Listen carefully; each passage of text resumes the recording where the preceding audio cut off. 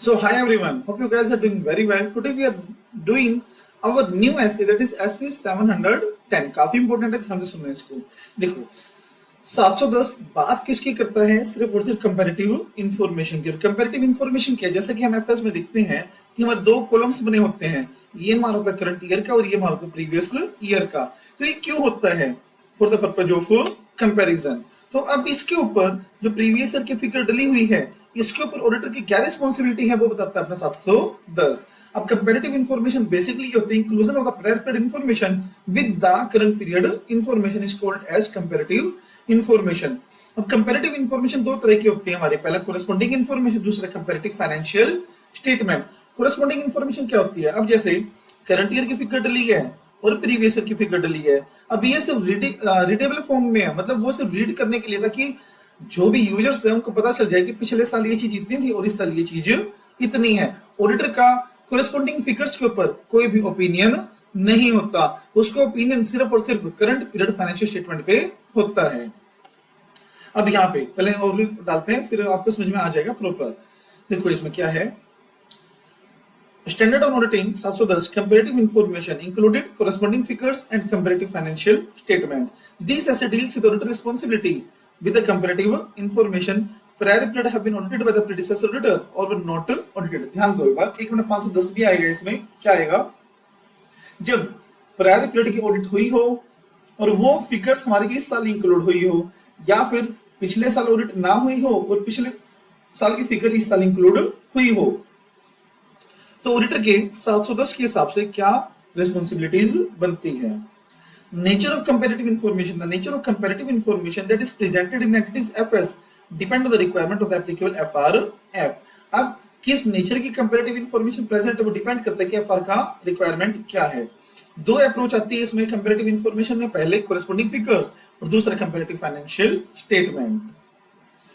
अब the essential audit reporting difference between the approaches are: for a corresponding figure, the auditor is opinion to the current period only. For the comparative financial statement, opinion refer to each period for which FS are presented.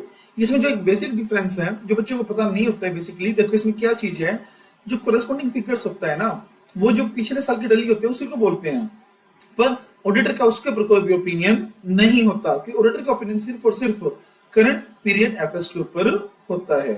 और comparative information में क्या होता है, comparative FS में क्या होता है, जितनी भी साल की फाइनेंशियल स्टेटमेंट इंक्लूडेड है करंट ईयर में, उन सब के ऊपर ऑडिटर का ओपिनियन माना जाता है। लेट्स से बैंक ने मुझे बोला कि पिछले 5 साल की आप एफएस बना के लाओ क्लाइंट की, तो पिछले 5 साल की मैंने बनाई और पिछले 5 साल पे मैंने अपना ओपिनियन भी दिया, तो पिछले 5 साल के फिगर मैंने इंक्लूड किया आज वाली में, तो वो क्या है? कंपैरेटिव फाइनेंशियल स्टेटमेंट, जिसके ऊपर मेरा ओपिनियन भी बेस्ड है, मैंने उसको ओपिनियन भी दिया है, उसको बोलते हैं कंपैरेटिव फाइनेंशियल स्टेटमेंट।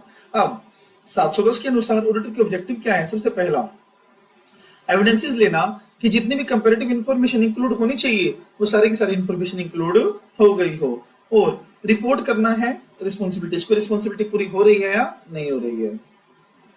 ओके, तो कंपैरेटिव इंफॉर्मेशन मैंने आपको बताया जो कि amount of disclosure prior period के एफएस में इंक्लूड हो, उसको बोलते हैं हम कंपैरेटिव इंफॉर्मेशन। अब ऑडिटर के प्रोसीजर क्या है कंपैरेटिव इंफॉर्मेशन के लिए? सबसे पहला ऑडिटर चेक करेगा एफआरएफ कि जितने भी रिक्वायरमेंट एज पर एफआरएफ है वो सारे की सारी रिक्वायरमेंट उसने पूरी कर ली हो। दूसरा, comparative information agrees the amount presented in the prior period. बात सुनो ना, इस साल करंट पीरियड में प्रायर पीरियड की ऐड हुई है, तो जो प्रायर पीरियड का कॉलम होगा वो किससे एग्री होना चाहिए, किससे वो कंसिस्टेंट होना चाहिए? प्रायर पीरियड से। तो ऑडिटर वही वेरीफाई करेगा कि जो लास्ट ईयर के बैलेंसेस हैं वो same to same brought forward हुए हों, और जो पिछले साल अकाउंटिंग पॉलिसीज अप्लाई हुई थी वही अकाउंटिंग पॉलिसी इस साल अप्लाई हुई है या नहीं हुई है। या फिर आप ये कहो कि जो प्रायर पीरियड के अमाउंट्स में अकाउंटिंग पॉलिसीज यूज हो रखी है वही accounting policy current period balances में यूज होनी चाहिए, और अगर कोई चेंजेस आया हो तो मुझे अकाउंट फॉर करना पड़ेगा। और इन केस जैसे हमने ऊपर पढ़ा अभी कि एफआरएफ के अकॉर्डिंग उसको डिस्क्लोजर्स वगैरह करना है, बट अगर ऑडिटर को कुछ मिसस्टेटमेंट मिल गई जो कि मटेरियल है, जरूरी मिसस्टेटमेंट है, इंपॉर्टेंट है वो, और वो करंट पीरियड ऑडिट को अफेक्ट कर रही है, तो ऑडिटर एडिशनल ऑडिट प्रोसीजर्स लगा के भी वेरीफाई कर सकता है।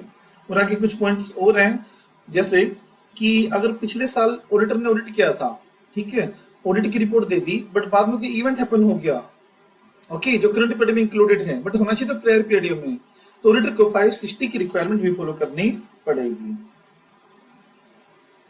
उसके बाद कोरेस्पॉन्डिंग फिगर, इसी का पहला पार्ट है ये कंपैरेटिव इंफॉर्मेशन का। बस मैंने आपको बता दिया है कि प्रायर पीरियड का अमाउंट इसमें इंक्लूड होता है, बट ऑडिटर का ओपिनियन उसके ऊपर बेस नहीं होता, ऑडिटर का कोई ओपिनियन नहीं होता उस पर।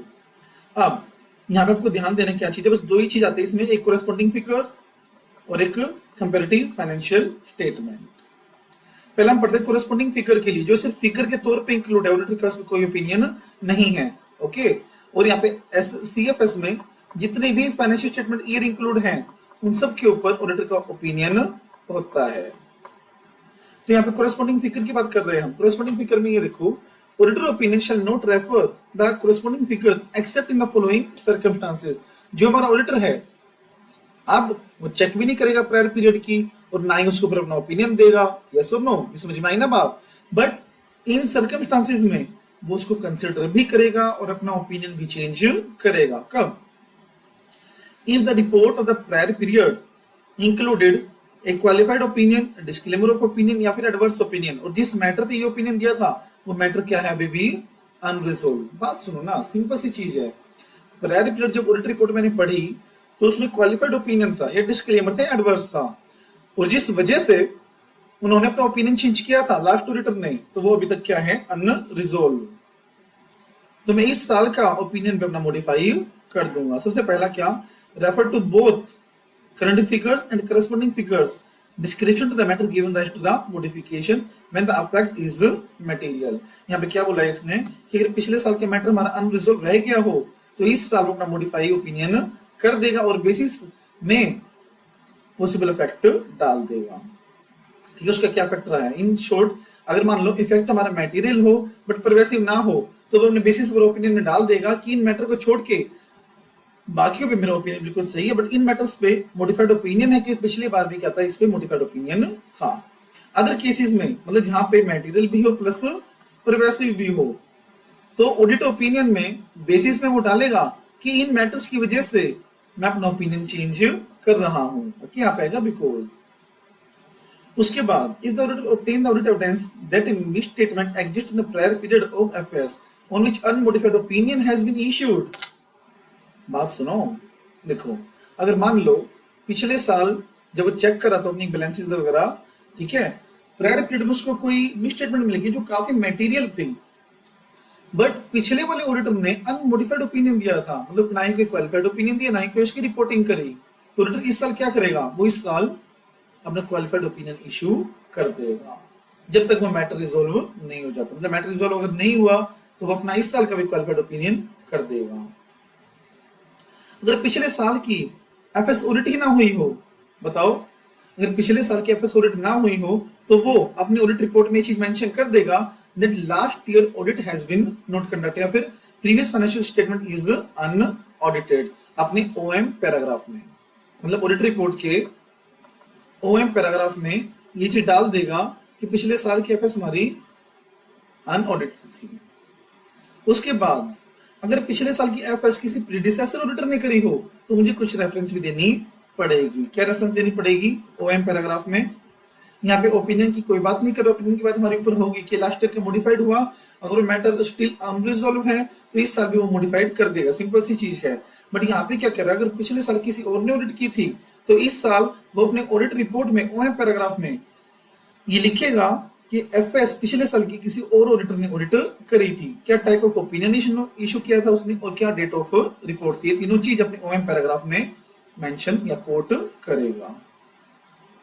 उसके बाद comparative financial statement, comparative FS क्या होता है, जहां पे हम मल्टीपल ईयर्स के एफएस बनाते हैं और ऑडिटर सब ईयर्स के ऑडिट करके अपना ओपिनियन हर एक एफवाई पे अलग से प्रोवाइड करता है। फिर amount of prior period are included for comparison are referred to in the auditor's opinion। जितने भी प्रायर पीरियड में अमाउंट्स इंक्लूड हो रखे हैं, सुनो ध्यान से, जितने भी प्रायर पीरियड के अमाउंट्स इंक्लूड हो रखे हैं ऑडिटर का उन सबके ऊपर ओपिनियन होता है। Auditor's opinion to refer each period. The auditor opinion shall refer to each period for which the FS has presented. जितने भी सालों की FS प्रेजेंट हुई हैं उन सबके लिए ऑडिटर का एक अलग अलग ओपिनियन जाएगा। अब एक चीज बताओ, बात सुनो ध्यान से। अब मान लो 2022 की FS मुझे 2024 में इंक्लूड करनी है। ये बैंक की रिक्वायरमेंट, और बैंक की क्या रिक्वायरमेंट है कि भाई आपको साइन भी करने हैं, ऑडिट भी करनी है। तो यहाँ पे 2024 में जो 2022 की ऑडिट कर रहा है तो यहाँ पे वो दे रहा है मॉडिफाइड ओपिनियन, बट यहाँ पे उसने दे रखा था अनमोडिफाइड ओपिनियन जो पुराना ऑडिटर था। तो यहाँ पे क्या बात है, when the reporting on the prior period in connection with the current period, opinion on such prior period is different from the opinion the auditor previously expressed। जो पहले ओपिनियन इश्यू हो रखा था और अब जब वो ऑडिट कर रहा है तो ओपिनियन उसका अलग है। तो OM पैराग्राफ में एज पर 706 वो ये मेंशन करेगा कि लास्ट ईयर कुछ और था और इस साल कुछ और ओपिनियन हमारा दिया गया है।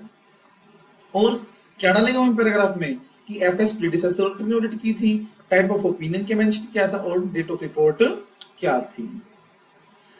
If the auditor concludes that misstatement exists that affect the prior period FS on which the predecessor auditor had previously reported without modification, the auditor shall communicate the misstatement with the management and TCWG and request that predecessor auditor be informed. If amended, the auditor shall report only to the current period। बात सुनो क्या है, देखो last year में unmodified opinion था, but मेरे हिसाब से वो मॉडिफाइड ओपिनियन होना चाहिए।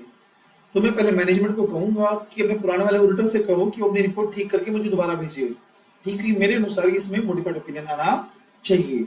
अगर उसे ठीक करके भेज दिया तो मैं उस रिपोर्ट के ऊपर कोई ओपिनियन अपना नहीं दूंगा, क्योंकि उसने नया ओपिनियन अपना दे दिया है जो मैंने बोला उसको। दूसरी बात, अगर उसने अपना ओपिनियन चेंज नहीं किया तो इस साल मुझे अपना अलग से ओपिनियन देना पड़ेगा बस।